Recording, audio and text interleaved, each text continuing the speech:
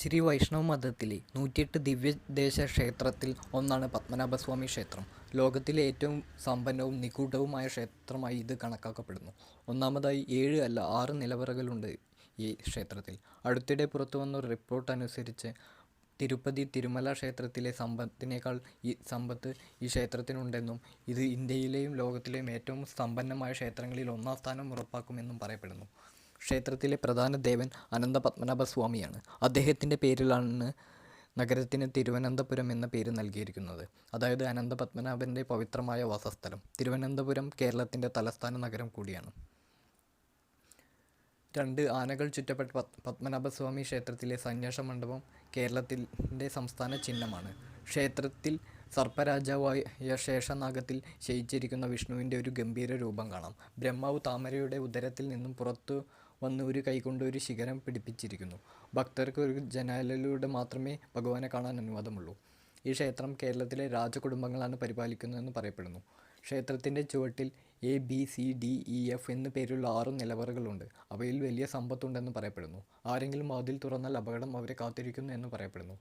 2011 വിരമിച്ച IPS ഓഫീസറായ സുന്ദരരാജൻ ക്ഷേത്രത്തിൻ്റെ അജ്ഞാതമായ ട്രഷറി അന്വേഷിക്കാൻ സുപ്രീം കോടതിയിൽ അപേക്ഷ നൽകി.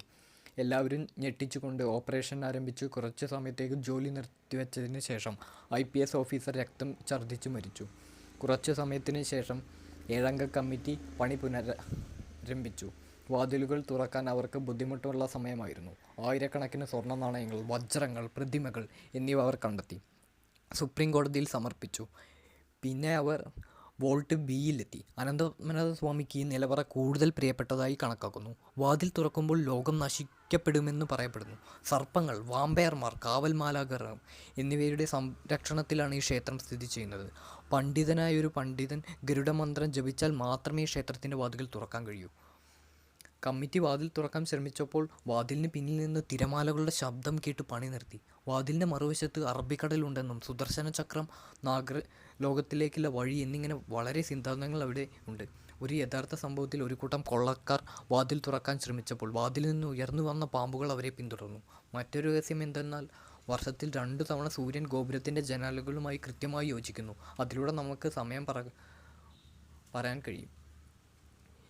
ഇന്ത്യ മറ്റ് രാജ്യങ്ങൾക്ക് നൽകാനുള്ള കടം ക്ഷേത്രത്തിലെ സമ്പത്ത് വിറ്റുകൊണ്ട് അടയ്ക്കാമെങ്കിലും ഇന്ത്യ അത് വിൽക്കാൻ പോകുന്നില്ല. കാരണം പൂർവികരുടെ സമ്പത്ത് വിൽക്കുന്നത് ഇന്ത്യയുടെ അഭിമാനം വിൽക്കുന്നതിന് തുല്യമാണ്. ലോകത്തെ ഏറ്റവും സമ്പന്നവും നിഗൂഢമായ ക്ഷേത്രം സ്ഥിതി ചെയ്യുന്നതിനാൽ ഇന്ത്യ അഭിമാനിക്കുന്നു. അവ ലോകത്തിന് മുന്നിൽ പ്രദർശിപ്പിക്കാൻ ഒരു മ്യൂസിയവുമുണ്ട്.